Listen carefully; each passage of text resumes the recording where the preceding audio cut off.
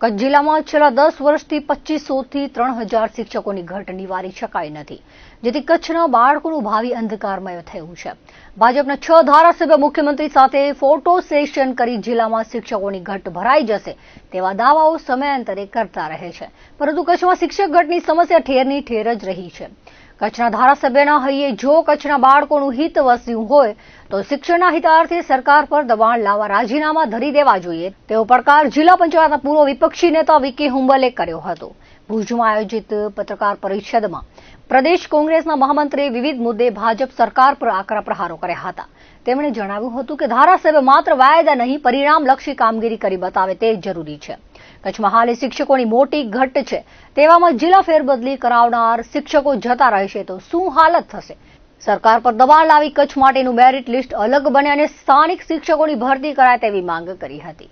કચ્છ જિલ્લા પંચાયતમાં ભાજપની બહુમતી છે, પરંતુ પ્રમુખ અને ચેરમેનોને અધિકારીઓ દાદ આપતા નથી તેવી ફરિયાદો ખુદ શાસક પક્ષના નેતાઓએ કરી છે. જિલ્લા પંચાયતમાં ચૂંટાયેલા પ્રતિનિધિઓનું કંઈ ઉપજતું નથી અને અધિકારીઓનું ધાર્યું થાય છે. જિલ્લામાં તલાટી, શિક્ષકો અને અન્ય કર્મચારીઓની બદલી માટે પ્રતિનિધિઓ સાથે પરામર્શ કરાતો જ નથી તેવો તેમણે આક્ષેપ કર્યો હતો. મોટા જિલ્લાની સૌથી મોટી સ્થાનિક સ્વરાજ્યની સંસ્થામાં પ્રમુખને વાહન પણ ફાળવાયું નથી. ભીમાસર જિલ્લા પંચાયતના સદસ્યની સામાન્ય સભામાં તેઓના પ્રશ્નોના જવાબના 232 જેટલા જિલ્લા પંચાયતના રસ્તાઓને છેલ્લા 7 થી 15 વર્ષ સુધી રિસર્ફેસિંગ કરાયા નથી તેવું જણાવવામાં આવ્યું હતું અને બજેટની 10% રકમ પણ ચાલુ વર્ષમાં વપરાયેલ નથી, જે પણ જિલ્લા પંચાયતની નિષ્ફળતા છે. શિક્ષણ ક્ષેત્રે 4,23,00,000ની જોગવાઈ સામે ડિસેમ્બર 24 સુધી માત્ર 0 ખર્ચ છે. આરોગ્ય ક્ષેત્રે 6,10,000ની જોગવાઈ સામે 0 છે. નાની સિંચાઈ બાંધકામ આરોગ્ય ક્ષેત્રે 0 ખર્ચ છે. જિલ્લા પંચાયતમાં ખૂબ ગાજનાર સિંચાઈ વિભાગમાં મોટા પાયે ભ્રષ્ટાચારની ફરિયાદો જિલ્લા પંચાયતના સભ્ય તેમજ પ્રમુખે કરેલ, જેની તપાસની માંગ કરેલ છતાં આજ દિન સુધી તપાસ સમિતિ બનેલ નથી અને તપાસ કરેલ નથી, જે બાબત ગંભીર છે.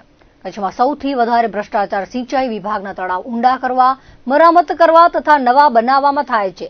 25% જેટલું જ કામ કરે છે અને 75% રકમનો ભ્રષ્ટાચાર થાય છે, તો તેની પદાધિકારીઓને માહિતી પૂરી પડાતી નથી અને ચોમાસાની નજીકમાં કામો શરૂ કર્યા બાદ સૌથી મોટો ભ્રષ્ટાચાર કરવામાં આવે છે.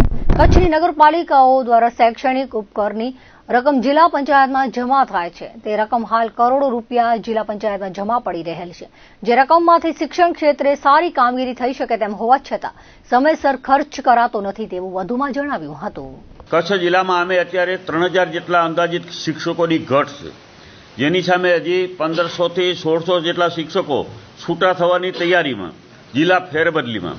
અને જો આ બધા શિક્ષકો જાય તો કચ્છની હાલત શું થાય? કોઈ પણ સમાજનું ઘડતર, કોઈ પણ વિસ્તારનો વિકાસ, બધાનું માધ્યમ શિક્ષણ હોય છે. એમના કુટુંબની વિકાસ પણ શિક્ષણ થકી જ્યારે થતો હોય ત્યારે શિક્ષણનો જ પાયો નબળો રહી જાય. અને એના માટે થઈને મારે ખાસ કરીને આપના માધ્યમથી કહેવા માગું કે કચ્છ જિલ્લામાં 6 ધારાસભ્યો ભારતીય જનતા પાર્ટીના, ભાજપના, સાંસદશ્રી પણ એમના, જિલ્લા પંચાયત પ્રમુખ પણ ભાજપના. ત્યારે આવી હાલત આપણા જિલ્લાની શા માટે? વારંવાર એમને ફોટો સેશન ઘણી વખત મુખ્યમંત્રી પાસે જઈ ધારાસભ્યો સાથે જાય કે અમે કચ્છના પ્રશ્નોની રજૂઆતો કરી, શિક્ષકોની જગ્યાઓ ખાલી છે એ ભરાઈ જાય એના માટે રજૂઆતો કરી. કેટલો ટાઈમ થયો? જે પણ ધારાસભ્ય ચૂંટાઈને આવે 5 વર્ષ રહે એટલે આ રજૂઆતો એનો કોમન આ જવાબ છે. પરિણામ શું? તો અમારે ખાસ કરીને આજે કહેવા માગીએ છીએ આપણા મીડિયાના માધ્યમથી કે આ ધારાસભ્યશ્રીઓ કાં તો કચ્છના હિતમાં શિક્ષકોની જગ્યાઓ પૂરી ભરાય એના માટે કામ કરે, અથવા તો રાજીનામું આપી અને સરકાર ઉપર દબાણ લઈ આવે. તો મહેરબાની કરી અમે ધારાસભ્યશ્રીઓ, સંસદશ્રી જે જિલ્લાના સંગઠનમાં પણ મહત્વનો હોદ્દો ધરાવે છે, તો સરકાર પાસે આ કામ કેમ નથી કરાવી શકતા? એક જ માત્ર ઉપાય છે, બહારના જિલ્લાના શિક્ષકો અહીંયા ભરતી થવા માટે આવે, મેરિટ લિસ્ટમાં એ હોય છે આપણા કચ્છના વિદ્યાર્થીઓ કરતાં આગળ, જગ્યાઓ થઈ જાય 2-5 વર્ષમાં, કાં તો બોન્ડ ભરીને બદલી કરાવી લે અથવા તો જિલ્લા ફેર કરી સમય પૂરો થાય એટલે જિલ્લા ફેર કરાવી લે. તો આપણા બાળકો તો કાયમ જાણે અહીંયા ટ્રેનિંગ લેવા માટે જ આવતા હોય જિલ્લામાં. કારણ કે કોઈ પણ શિક્ષક વિદ્યાર્થીમાંથી શિક્ષક બને તો એનો 1-2 વર્ષ તો એવો જાય કે એને અનુભવ લેવામાં અને આપણી કચ્છની ભાષા તો સમજવામાં જ 2 વર્ષ નીકળી જાય. અને તમે 3-4 વર્ષે તમે બદલીને જતા રહે તો આપણા બાળકોની પરિસ્થિતિ, શિક્ષણનો પાયો શું રહે એ કલ્પના કરવા જેવી બાબત છે.